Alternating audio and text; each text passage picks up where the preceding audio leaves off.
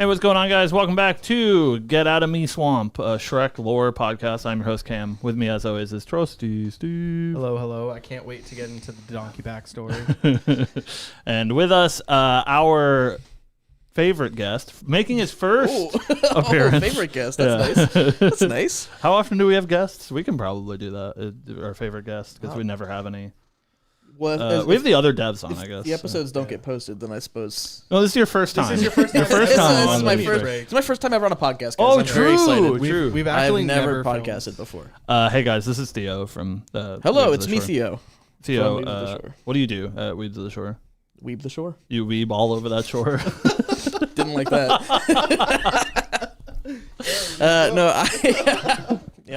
I'm the head of organized play there, so I organize the play. That's actually what I do. Oh, all of the play. Yeah, he organizes it. Yeah, if you're playing right now, I've organized it. Yeah. I'm in the back writing the scripts to make sure the tournaments. I organize the play. Oh, it's like Houston. You were responsible for that organizing of the play, the like 3-hour lunch break and the challenge. I'm responsible thing. for the fixing of that play. Oh, true. Andy was responsible for organizing that play, and he beefed it, man. Yeah, yikes. Hope you're enjoying your honeymoon, Andy. Anyways. I don't remember any of that. That happened at Houston? Yeah.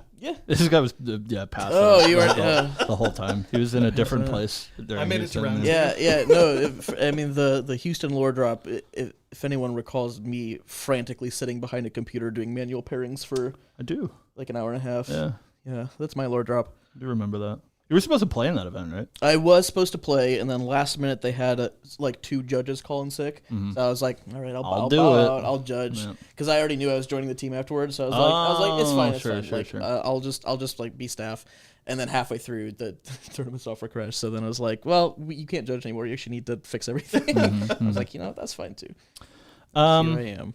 So yeah, we have Theodore here. He's making like a world tour sort of. Yeah. You guys saw him on True Champion. The White last Man week. World Tour, where I have to go on all the podcasts.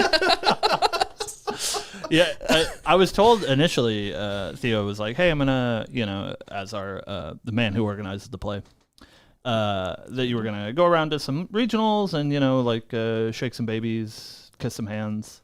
Okay, I don't think I said those other 2 things. I think you may have added that.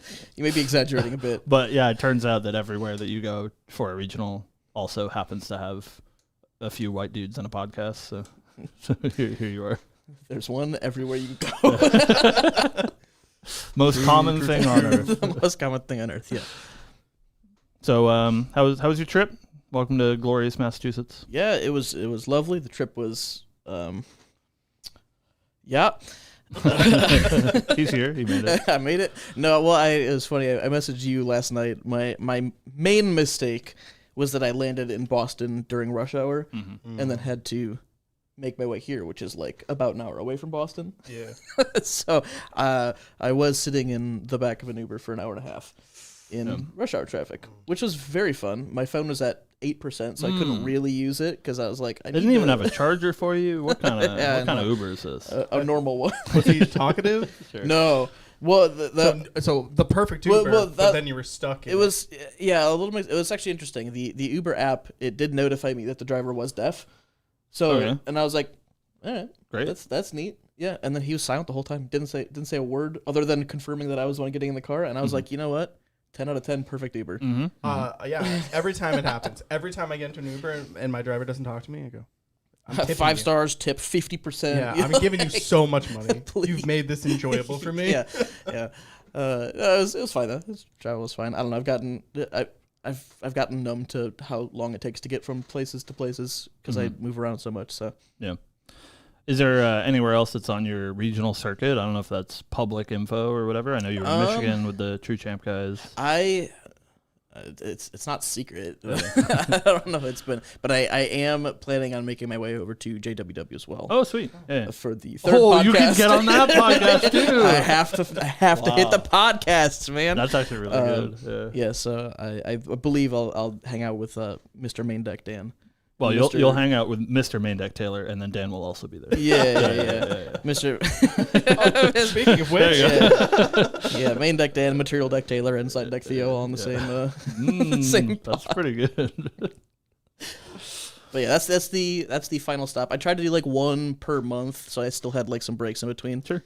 But that one's at the beginning of the month, and it's Sure. like not right after, but pretty close to Niagara. So I'm doing this, then Niagara next weekend, then like 2 weeks later that Going one. to So I'm that, like, yeah. it didn't actually work out the way I was planning for it to work Sure. out, but you know, That's what you get for organizing fun, the though. play, you know? yeah, So speaking of organizing the play, yeah.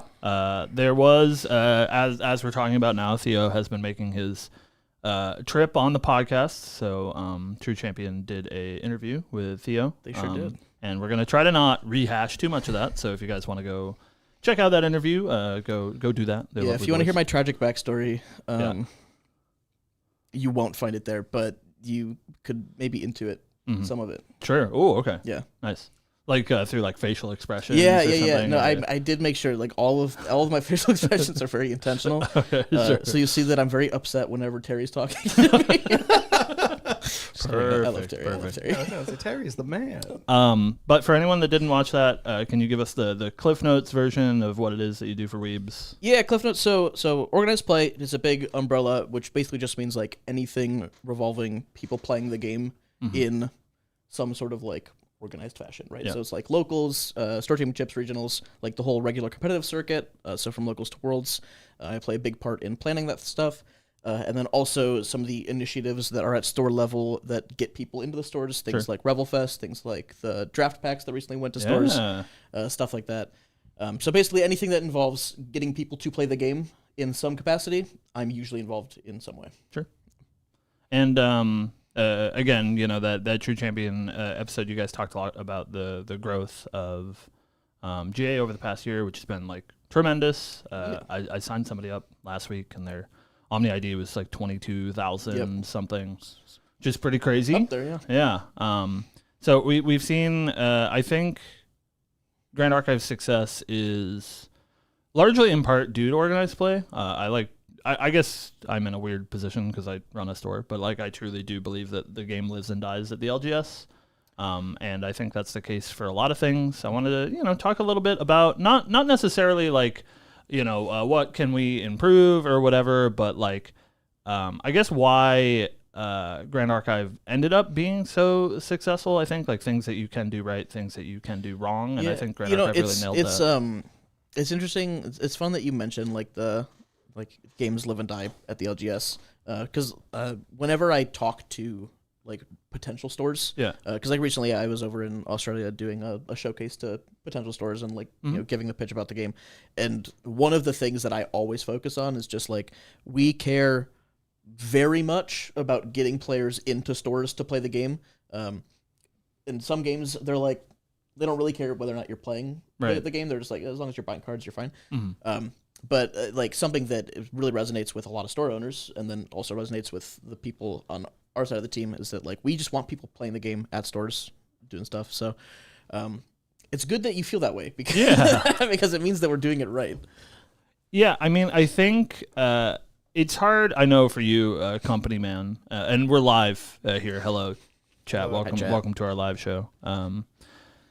I don't want to, have you say anything that you shouldn't say or whatever. But I think it is hard to talk about organized play or even like the success that Grand Archive has had without talking about the other, elephants in the room. And I think that is like the point of comparison is really interesting. I think like Magic is a great example of somebody that like Wizards would prefer that my store close. Like, they don't care if people come to play at my store. They would rather sell direct through secret layers and get you to play on Magic Arena and play Commander at your kitchen table. Even, like, I think the organized play system for Pokemon is really awesome, but nobody plays it. And, like, most of their sales comes from, like, the same, Pokemon's like, sort of actually casual like market. a fascinating... You could just sit down and just, like, look at Pokemon TCG and be like, what is going on? It's bizarre, yeah. Because, like you said, like it feels like you're like, well, most people collect, but then like you go to a Pokemon regional and They're there's huge. like 2,000 people playing, Right. and you're like, okay, well, people do play. Right. So Pokemon's sort of its own microcosm, but yeah.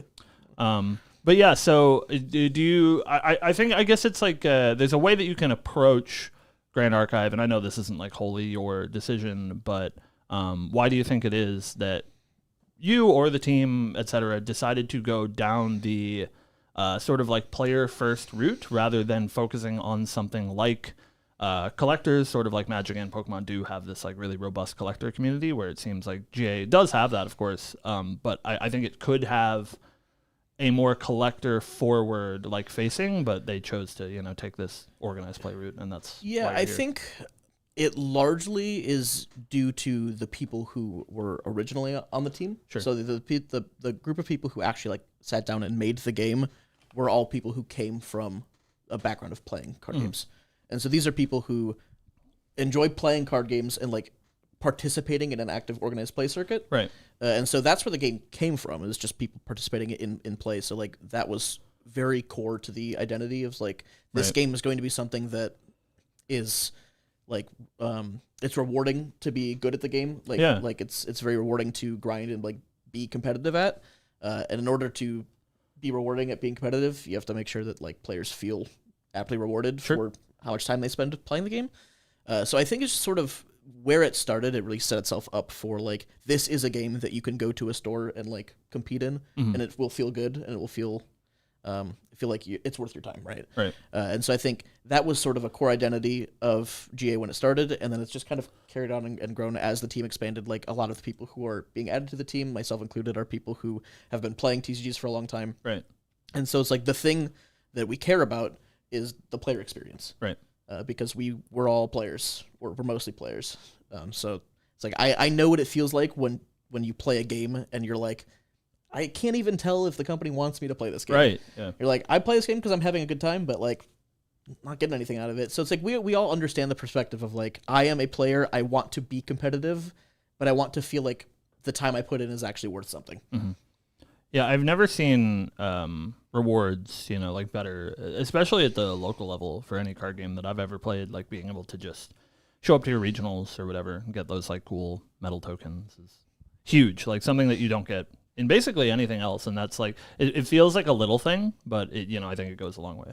Yeah, I'd like to add to that. I've played a lot of card games in my lifetime, and I've competed in a lot of card games. And Grand Archive has knocked out of the park every season with increasing the rewards for just all forms of play, regionals, store championships. Yeah. Everything that you receive as a player is just phenomenal. I think you guys are doing a bang-up job at it. Yeah, I think something else that is it almost could be seen as a disadvantage, but I think we've used it very well, is the fact that we're a small company. Yeah. And we're just like willing to try stuff. And we're okay if it doesn't do great. Like there's some things that it's like we tried this, and we're like, okay, that was good. We'll kind of shelf that for later. I think like regionals is a perfect example of us being like, we started with regional playmats, and then we're like, no one wants all these playmats. Like playmats are cool when they're exclusive, right? So it's like top 8 or that kind of thing. But no one needs entry playmats. So then we switched to binders, and the binders did well, and we're like, okay, people want like merchandise, they want like things that they can hold, so now we're trying the tokens and stuff like that. Like we're okay with switching it up all the time and just kind of seeing what works and seeing what people like, because like what worst case scenario is like, oh, it didn't work that time, we'll go back to something that we did before. Right. Like it's fine. I think it's great that you guys moved away from playmats though, because like as a card game player, I have so many playmats. I have so many, and I can't use like I have so many, and I only just use the one, right? Like I always like pick one for a season. I'm like, well, this is the one I'm gonna use. Yeah. But like if you go to multiple regionals or whatever or store champs, and they're just getting a playmat every one, you're like, yeah. Well, now I have so many playmats. So when the binders came, it was exciting. Like now, it's something new. And then I mean, like I love like going to an Ascent trade night, and then just everyone whips out their like the pink and the black binders, and I'm like, yes.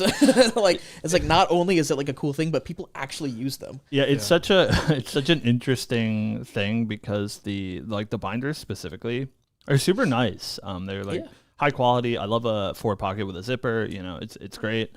The weird problem comes in where because they're so nice and everyone wants to use them, then you go to trade night and everybody has the same binder. Like, for like the first time in like 20 years, I like wrote my name on my binder, like I'm a, it's in my lunchbox. That's that classic TCG experience, though. I bringing back the nostalgia. On all of my, so I use the GA binders for other card games because I have so many of them now.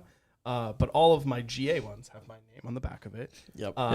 The last week at locals, I took someone's binder and put it into my backpack, thinking it was mine. Yeah. I got home and it was like, now too, you either win or you lose. Yeah. After Either good or bad. the Nationals backpacks, now all the GA players have the same backpack and the same binders. Yeah. Yep. This actually happened in Michigan. I think Terry put his trade binder in my backpack. Like twice. He kept doing it. He just really wanted you to have it. Yeah, and I'm like, oh man, I'll take man, it. I guess. Like, there's some cool stuff in here, man.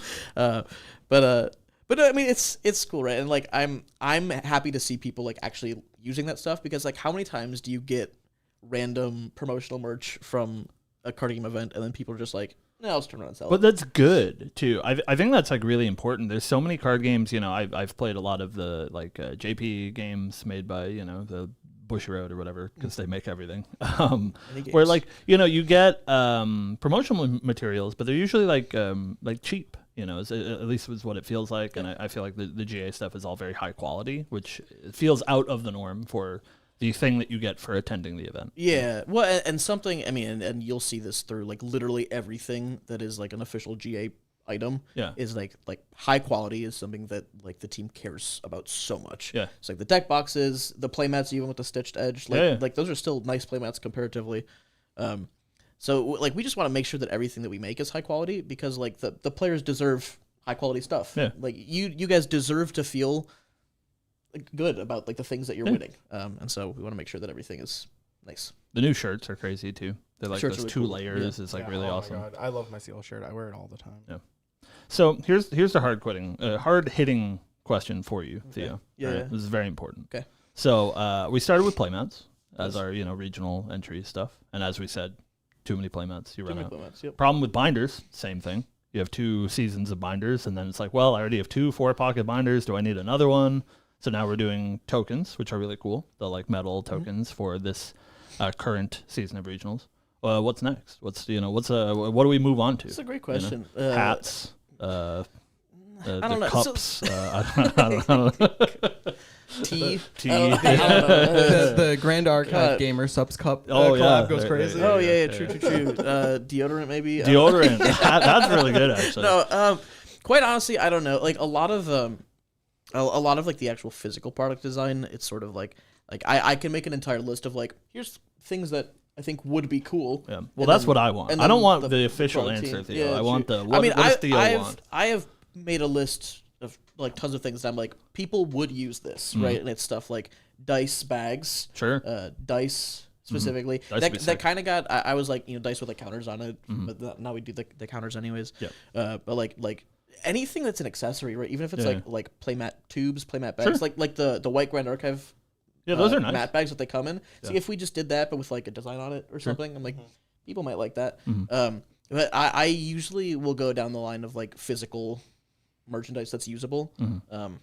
Life pads is something that I've thought about, like doing some of like the nicer, the electronic ones. Not everyone uses those, but there's lots of things that we could do, and we sort of just have to, figure See out how it goes. Yeah. I got a suggestion. Yeah. Because I'm always jealous. Okay. Player notebooks. Player notebooks. Yeah, we did the judge notebook. The judge ones are so very nice. Every time I see the judge They're notebook, very I'm like, good. So nice. but what about me? I want Yeah. one of those. I don't want to be a judge though. It's a lot of paper, It's, I'm just saying. Yeah, I mean, there's literally like endless amounts of things that we can make. Yeah. So kind of just got to figure out what is the most cost effective to you. Because that's the other thing. Is like we do have to ship these things like globally, which was actually the counters for the regionals this season they're crazy. They're really big. The boxes Really are huge. big. They're heavy. Yeah. Like we got like 7 boxes that are like this big.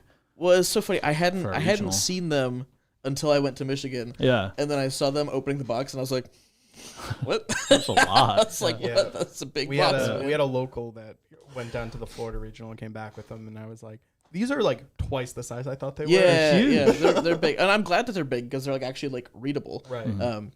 But the containers are also big. But I mean, They're massive. Lots of stuff, lots of little accessories. Like there's so many accessories that you can make, and then it's also fun. Like as the game grows, you can make champion specific accessories. Yeah. Right. It's like you could do something for like shifting currents that's like Hongmeng exclusive. Nobody right? cares You about could do Kongming, but I would like to see advanced element specific stuff. Like you mentioned like the map bags with a design on them.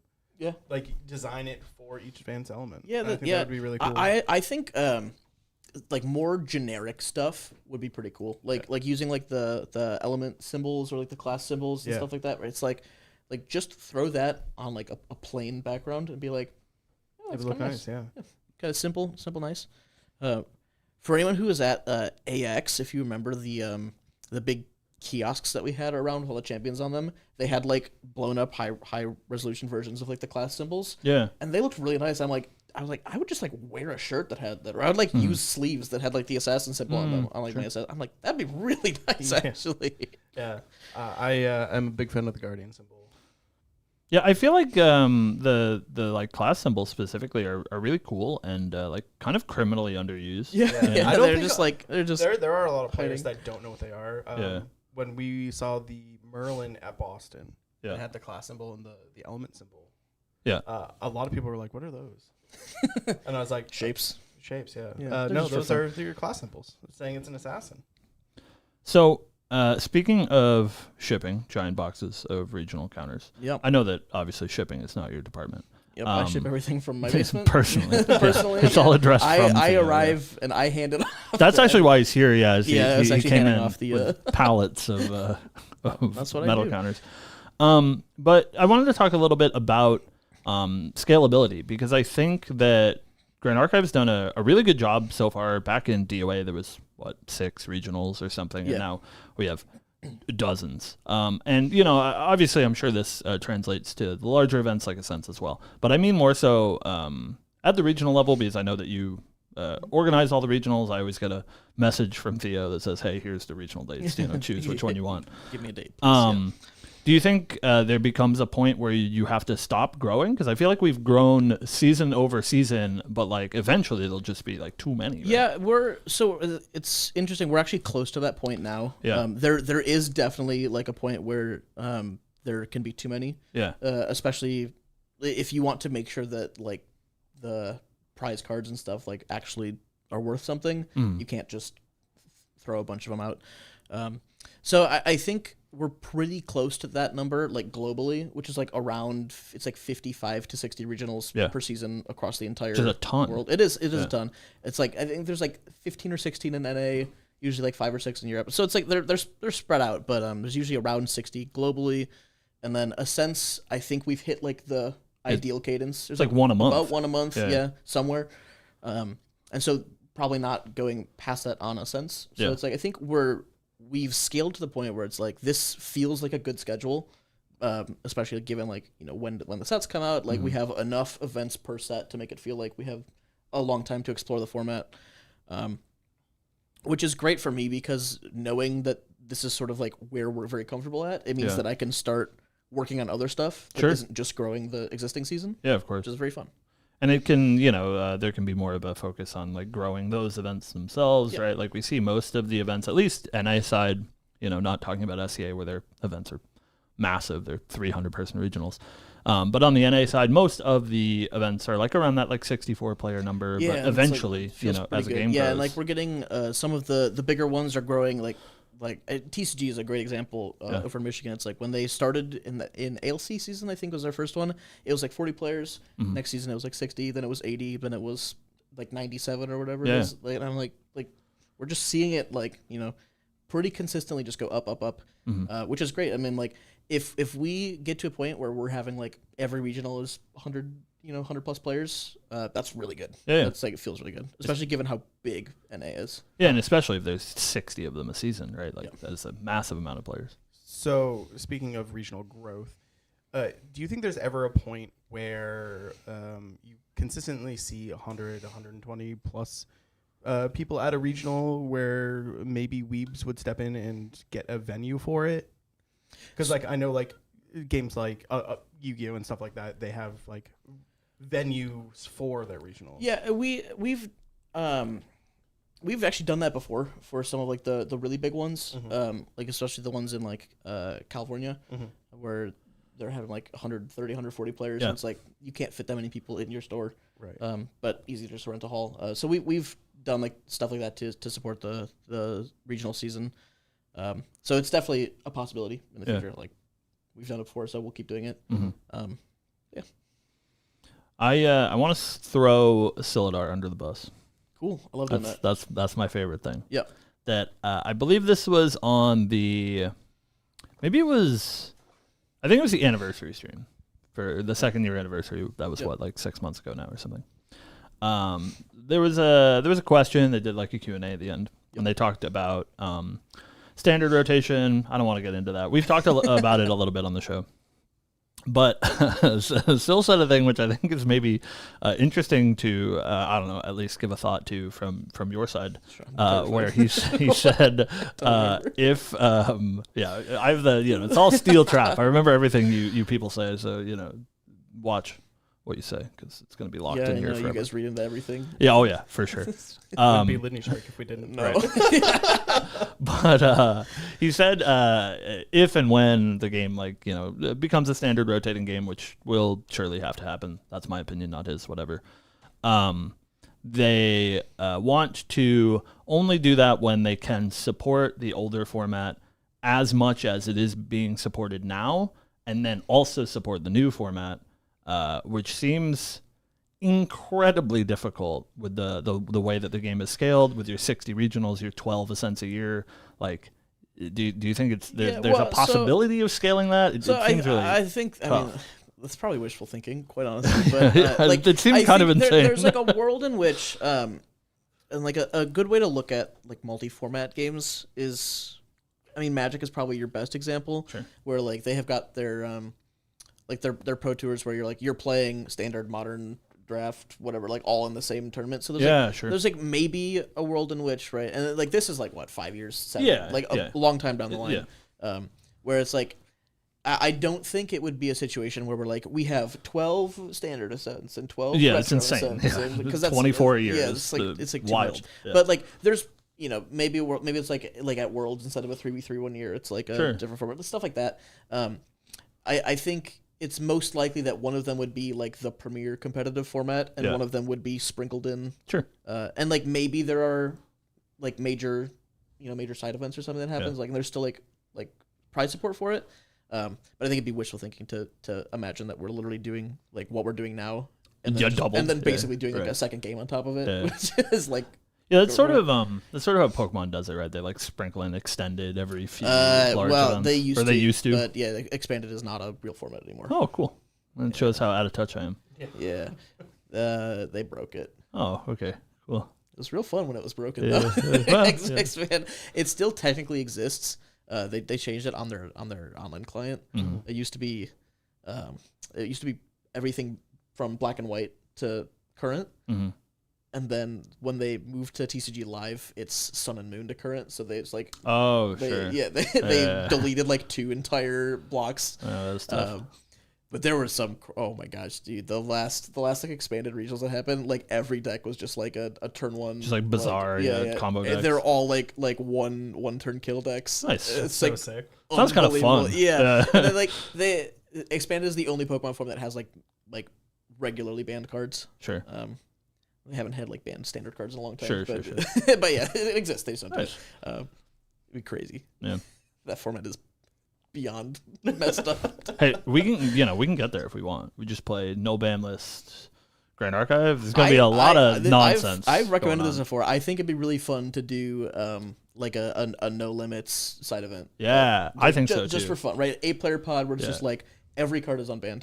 Yeah, do whatever you want. So here, these are the takes that don't matter. It's so fun. Right? What's the best deck in no ban list current format? I don't know because I haven't played it. Sure. I haven't tried it. My intuition is that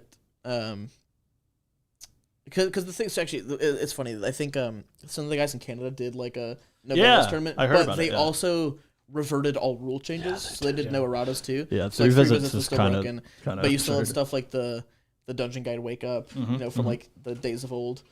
Oh yeah. Old Pride. swords don't lose. Oh, their ability. true. Yeah. The original. Yeah. Yeah.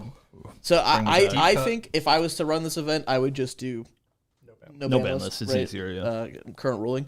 I don't know. It's hard. Like I think like Ascension's a crazy card. Yeah. Not Ascension. Avarice is a Avarice, crazy card. yeah. So Ascension Avarice is bound to be good, but also like probably just erupting. Ryle erupting maybe. Yeah, Ryle erupting pretty good. That's true. That's true. Yeah. I was gonna say it's probably Rye, but I forgot that erupting is a card. Yeah. It's probably Ryle the Abyss erupting. Yeah. That's surely It is. Fly Song Yeah, is erupting stuff, specters is crazy. Yeah. That one probably goes hard. I would love to play Reckless Conversion Rye, and I do still think it'd be very good, but We can unban that one. I don't think it's it's fine. it's crazy to me when people say that. People are like, Reckless doesn't even look like it's that good of a card. I'm like, They're like, brother, it's you can tell they takes weren't another there. turn. Yeah. It takes another turn. You can tell they weren't there for sure. It's only the real ones from DOA that was like, we had to The- sit through the 30-minute turn. The Rye believers from DOA. I still remember that because I played in the Yeti regional in DOA, and I played Arcane Rye for most of that season. Yeah. So I was playing that at the regional, and one of my other locals, I paired into him on like round 6 or something, like last round. He pretty new to the game, but he's also playing like a fully competitive Wind Lorraine, Avarice nonsense. So we're both doing like ridiculous stuff, and he gets to his Crux turn, and he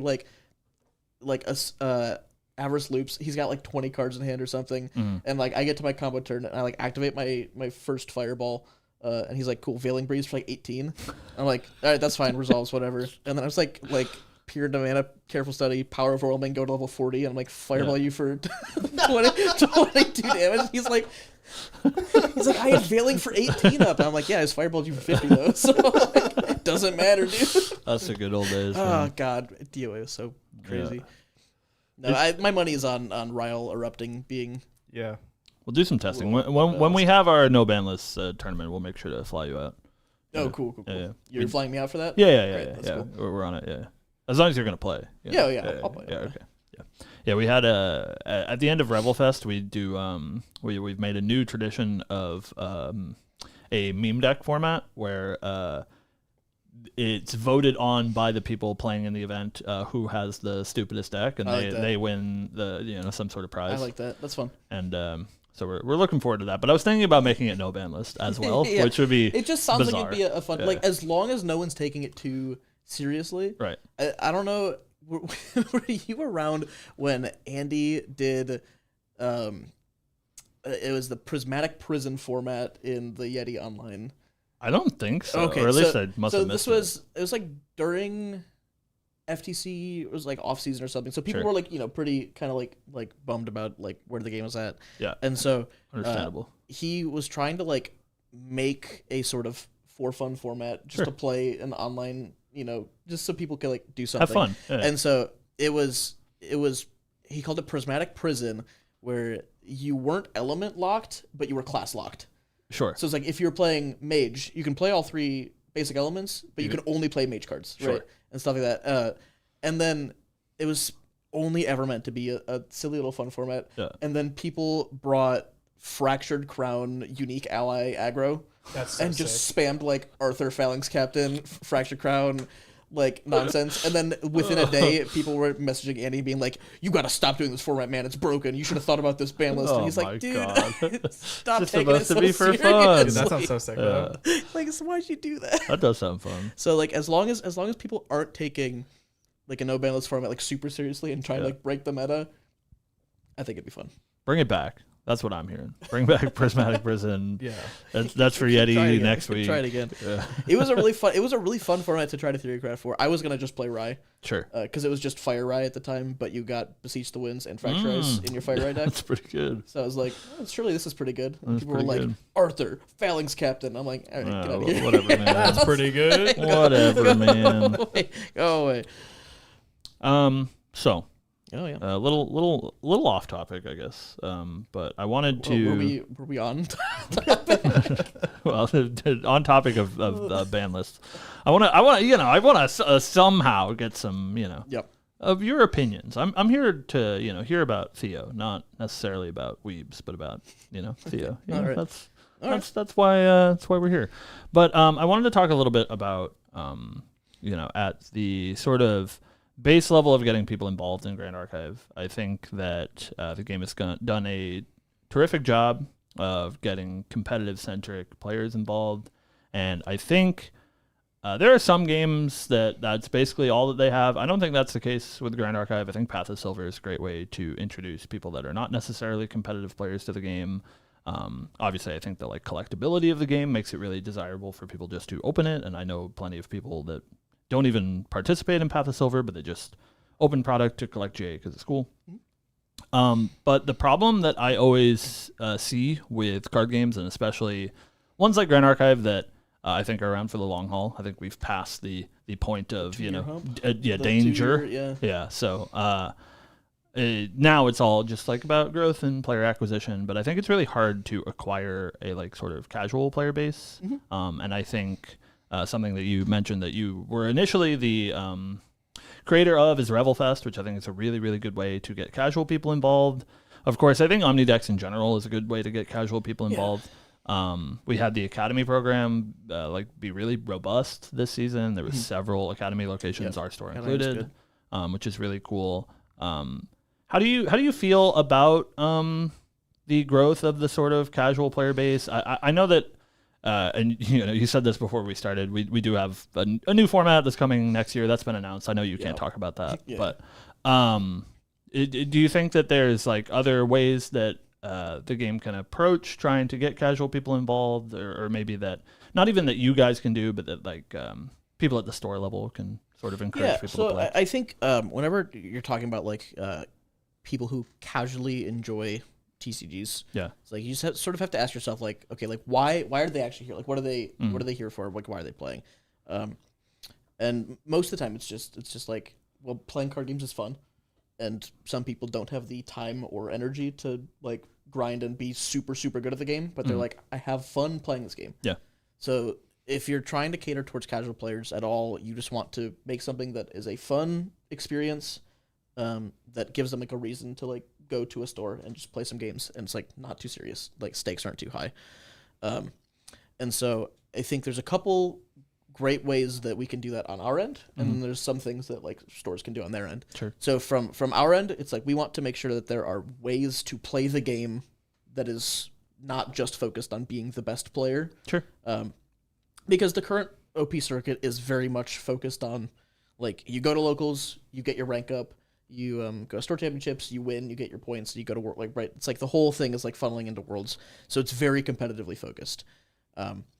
But we are, and like you said, we're working on the new format, which should be a great way to just go to a store, play games, no stakes involved, right? Yeah. We've got draft packs going to stores now, so you can go and you can play a draft at a store, which I don't actually know how that's been going, but I assume fairly well for people who wanted to move Mortal Ambition. Different issue, depends who you ask. Yeah. But so from our end, we are doing what we can to sort of inspire more fun ways to just approach the game. For some people, it's the lore and the world building and the collecting, like you said, that aspect of it. Because even the non-silver collectors, some people are just big character fans. Yeah. So it's I collect every card that has this character in it, whichever one it may be. Nah, not you. This guy hates cards. So that's something, right? And that's actually a big boon that we have by being a champion game, is that people are bound to be very connected to their favorite champion, whoever it may be. And then as we're now developing more lore and more story that's going out, it's people are really finding a good way to connect with those characters. And so some people just maybe they just really like CL. And so they're like, I'm just gonna go play my fun CL deck every week. I'm gonna play a different version of a CL deck. I'm just here to have fun, and they can participate in the competitive circuit, but in a casual way. But then also the new format's one, draft is one. I think from a store perspective, there's ways to do alternative events that aren't just for the competitive players. If you think about how like Yu-Gi-Oh has started to, well, Yu-Gi-Oh's maybe not the best example, but like people will go into stores to play like retro Yu-Gi-Oh, right? Yeah. And like Goat like a or lot of whatever it's those, called. a lot of like the Goat and the Edison players, like they're not there to. Genesis now. Yeah, Genesis now, right? Another. It's like they're not going there because they're like, I'm gonna be the best player. I'm gonna go to every tournament. I'm gonna win. There's like, I like playing this format. I'm gonna play this format, and this store supports me that way. And so like, kind of like you're saying, right? It's like maybe there's a world in which like the store can be like this week or like maybe once a month we do this like no banless tournament. Maybe this once a month we do like oops all mages, right? Mm-hmm. So like you can kind of do like themed things. Yeti actually did something for Pokemon a while. I assume they still do it, but I just haven't been in that scene as much recently. But they would do like every once in a while a themed challenge because every Sunday morning at Yeti they do their Pokemon League for younger people. Sure. So it's like casual. So like a lot of like the families will bring in their kids on Sundays and just play Pokemon for a couple hours.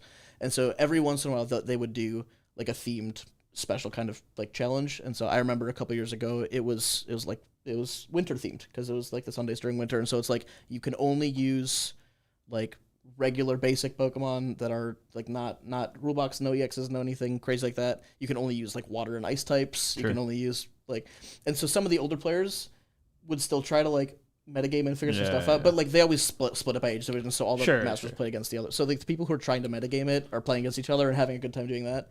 But like everyone was just having a blast, just like playing this like completely made up for fun, way to approach the game. And for Yeti, it was just like people have been playing the same format for a while. Yeah. And so let's give them a reason to do something else, and that brings a little bit of a spark back. So I think like from the store perspective, there's a lot of opportunity to do just for fun things. Mm-hmm. And something that I know that we've been working on the back end is making a way so that you can still register that in Omnidex. So people still get like, hey, you participated in an event. Right. And the store is like, you still created an event and people played at your store. So like you still qualify for your store, your normal OP stuff. But yeah, so there's just lots of ways. A lot of it's just about being creative. Mm-hmm. It's like, what can both we do to inspire people to just have more fun with stuff, and then from the store perspective, what can you do to just like sort of like spark some curiosity and creativity in the players? Yeah, I kind of rambled, but there's that's great. That was great. Yeah, I mean, it's a sort of like push and pull, right? Both from the developer side and from the organizer side. And I know that a lot of people that watch, podcasts like this, ours, whatever, are like very enfranchised players. And so it's sort of up to them to sort of extend that hand outwards, right? And bring somebody new into the game. It's hard to have people like, without any sort of catalyst, just like find GA and want to play GA. Yeah. Which has surprisingly been happening way more often lately, anecdotally, than ever before, which is crazy. But it is all about sort of growing your local community. And I think the programs like Academy are like it's great, are very good to get the word out and get people to like be like, oh, what is that game? Like, let me try that. Because something that's also true about people who enjoy card games is that we're all very stubborn people. Yeah, we don't like to try new things. Right, and that's just like universally true. Yeah. There's like a very weird tribalism in card games where they're like, well, I play this game, so my game is better than your game, and I'm like, okay, that's nice. But it's like, just try stuff, I have existed in many different card game communities, and I can say tribalism exists. I never understood the point. Yeah, I've always been like, you just play whatever you like playing. Right. I was like, oh, that game looks fun. I want to try that. Yeah. Like I've played probably every card game that's had ever seen a tournament play, at least a little bit. Yeah. It's like so it's like ultimately like people are here because they're doing something that they enjoy, right? So it's like, just pick the one you enjoy the most, and maybe you enjoy it because you're really good at it, or maybe you enjoy it because of the mechanics or whatever it is. But it's like, just play what you want to play, Mm-hmm. Yeah. But so it's card gamers, they don't love to try new things, and so I think Academy's, for what it is, has been very successful at getting people to at least branch out. I think we also hit this interesting time period where a lot of established card game players are a little disgruntled with their current games, whichever one it may be. Yeah, who knows? And seen so a good conversion. there's a higher willingness to like try new things Yeah. now compared to maybe 5 years ago. Unless you're like a Ninja Turtles fan or something, then Yeah, I'm a big then Spider-Man. you're I having a love great time. I'm a big Spider-Man guy. Yeah. I'm going to tap my webs to. I don't know how. Keep going. I don't know how. I haven't read any of those cards. I don't know. All I know is that the chase card that I keep that I want from that set keeps dropping in Keeps price. going down. And I'm like, just keep What's going. what even is the chase card from Spider-Man? It's a Eddie Brock Venom card. Venom. I see. Yeah. I see. Mhm. And I want it very badly for personal reasons, but it was 300 and now it's like 170. I'm like, just keep going. Just keep going. Well, you're a GA player, so 170's nothing. Yeah, it's fine, Yeah, that's what I'm saying. Yeah. Chase card 170. Yeah. Easy. Kiss the ground you walk on to buy a CSR for that. It's Yeah, crazy. what the heck? I think Academy's kind of insane, and I think people aren't really giving enough credit to that. I guess it's maybe harder when you don't see it from our side. As we hosted Academy this season. The amount of support that the Weebs team gives to like a local store, especially one that runs Academy, is like batshit crazy. It's like an immense amount of product, not to mention like promo support, which I think is really smart. I think in any card game, it's really hard to get people to volunteer their time.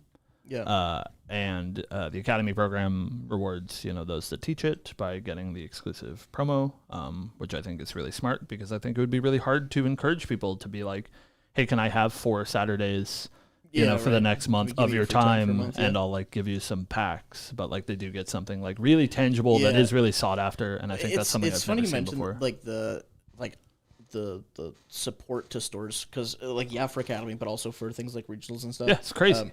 I was talking to some starters who are going to be doing a regional in PTM season for the first time, so Awesome. onboarding a new regional store. Yeah. No leaks yet.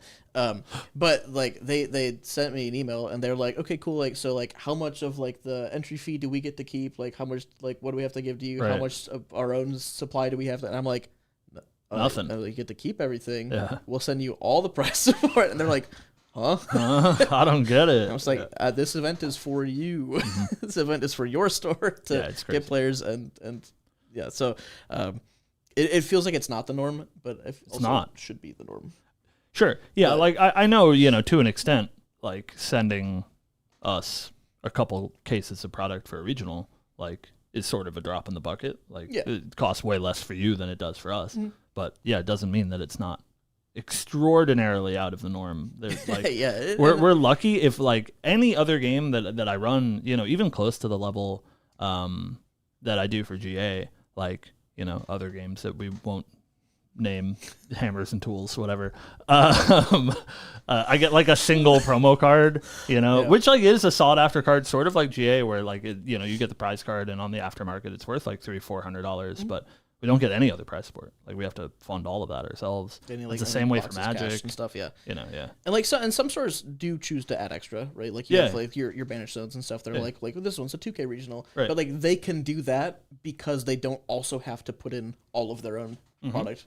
Because if they had to put in all of their own boosters, they're like, well, we can't put all of the remaining product in our store into the prize pool and then be like, yeah. So yeah.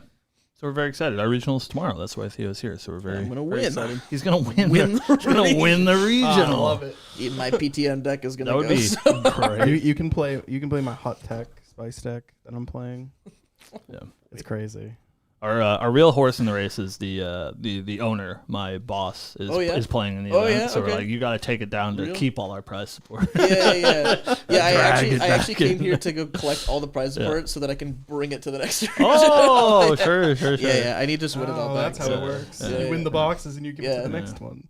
Yep. Yes, it's all actually fake prize support. You think they were sending you boxes, but I actually just carry the boxes around, and I'm just like, ooh, look at these boxes you could have won. We have a Snow White that we're gonna raffle tomorrow, and I'll make sure that you win. Yeah. Because you really deserve it. Random raffle, yeah. Sick.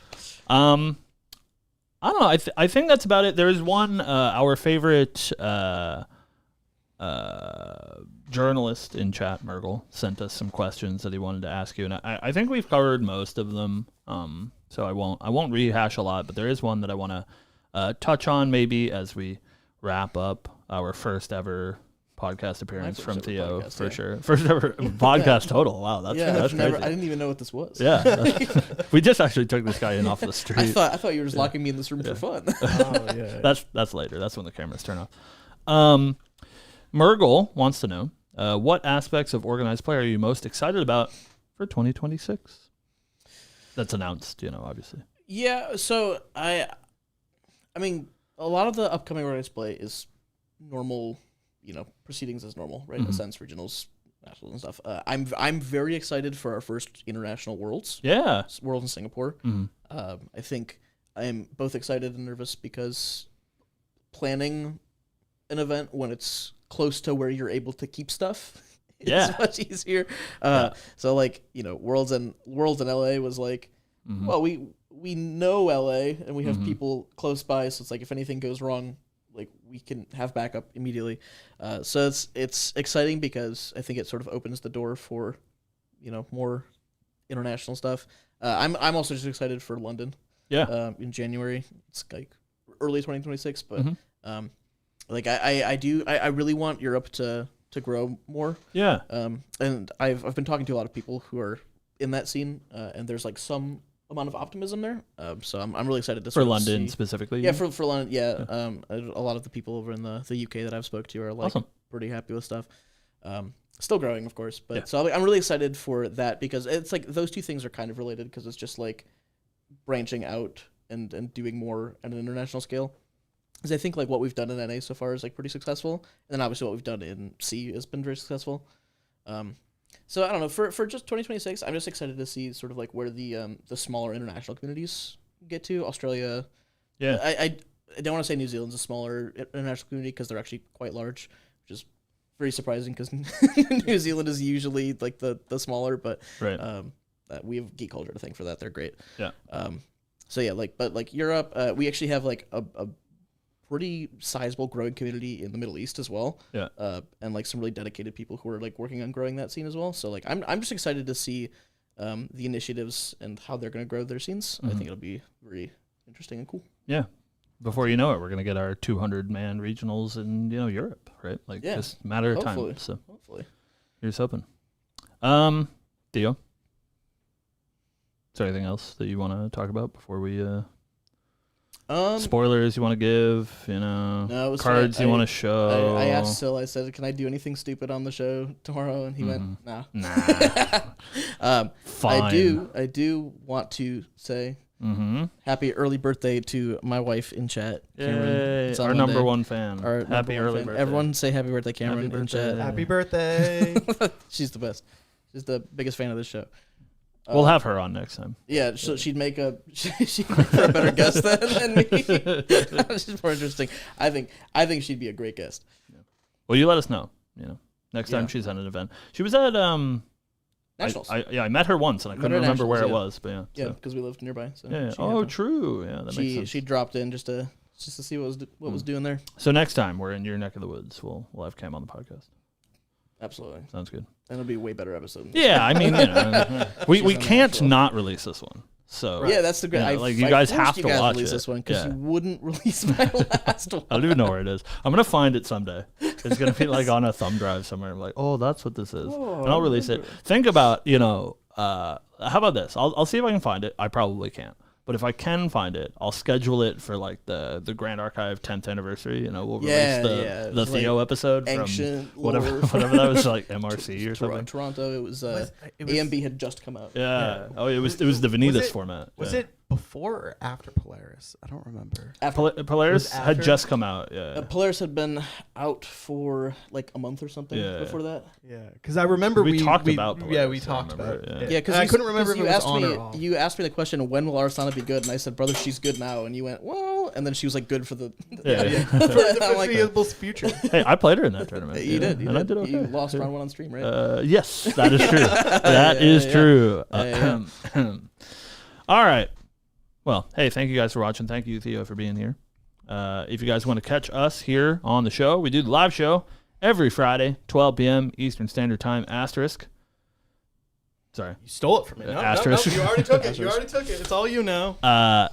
There's an issue, gentlemen. Mm. Next week, we will be in Niagara Falls. No episode. And so there is no In the episode next week. waterfall? We're going to be in the waterfall. You know, I heard, because we've been doing some planning, spoilers for Niagara, that's next week. There's an event next There's an event next week? What? You're going to be there? It's like 5 minutes away from the falls, which is actually pretty cool. Yeah. So we can go jump in the falls if you want. Yeah. And then we can film it. fall when in. you lose. We can fall in. Yeah. Is that why actually they what call we're it doing. that? Yeah, when people lose on stream. Yeah, it's Yeah. cutthroat. They get ejected out of Yeah, the yeah, building into the falls. Into the falls, yeah. But it means there'll be no episode next week, so you guys will not catch us here next week.